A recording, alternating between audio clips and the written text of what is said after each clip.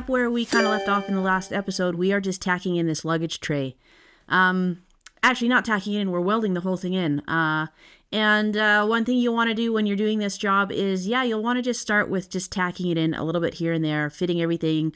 Don't go whole hog any one place. Just tack it in, make sure it's all fitting fine, and then you move on and you just do the rest of your welds and complete it that way.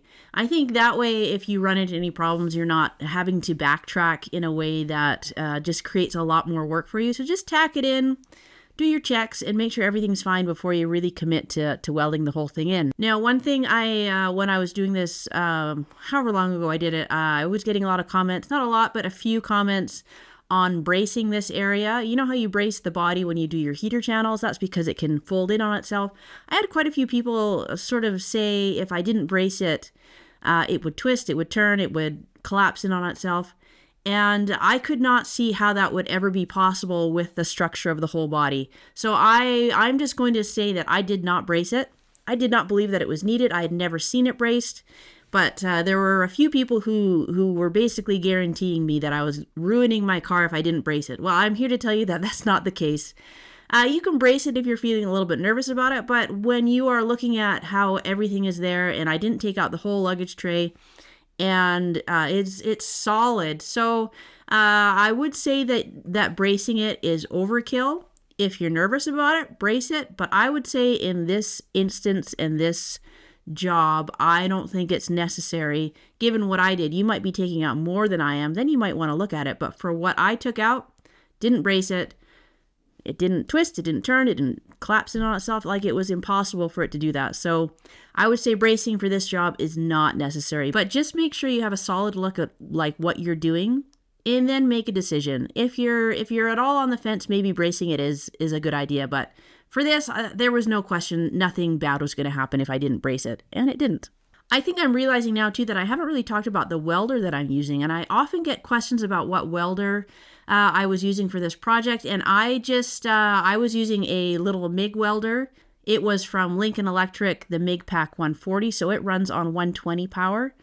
I would like to get something that could run on 210, but my garage just isn't wired for it right now, so that was the good option for me.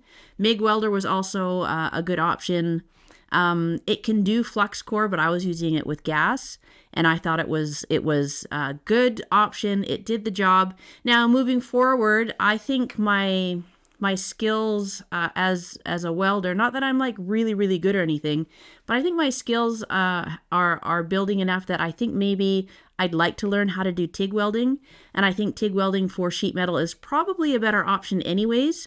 I think it maybe will require a little bit more skill and a little bit more practice, but if you're just starting out, a little MIG welder will do the job. It'll do like everything that you need to do, and especially for sheet metal, you can run on just 120 power because you don't need a lot of voltage because you're not doing anything that's really, really, the gauge is really thick. It's a really thin gauge, so you can run off 120 power, get a small little MIG welder, use it with gas. Flux core is fine too, but I think gas, I found it easier anyways. I tried a little bit with flux, but ultimately I did a gas mixture that I liked, and it worked. You'll also see at the end, there's this little, so on the luggage tray, just on the driver's side, there's a little channel that goes up to the back there. Now, that is not correct for my model. The luggage tray is kind of a universal fit, so you'll have some things on it that just aren't fitting for your year, more than likely, and that was one of them. I had a little channel that I had to cut out to make it fit, and what I ended up having to do was just patch a little piece in there. It might be something that you'll have to do, and it's not really a big deal. You just have to, get a little creative. I don't have a lot of tools for fabricating, so I just have to make do with what I have. Sometimes it doesn't look the prettiest, but when you're looking at the job you're doing and what you have to accomplish, you have to consider everything. And looking at this job, I knew that this was all going to be covered in carpet and, like some sound deadening material. So I knew that it didn't have to look really, really pretty. So we just made do with what we had and, did a little piece, welded it in. Doesn't have to look nice because it's under carpet and stuff. So that may be something you want to consider. You can give yourself a break. Doesn't have to be perfect. And you still do a good job on it. I'm not saying don't do a good job. I'm just saying it doesn't have to be perfect. All in all, this luggage tray replacement was not It was a really big job, but it actually ended up not being as overwhelming or difficult as I thought it was going to be.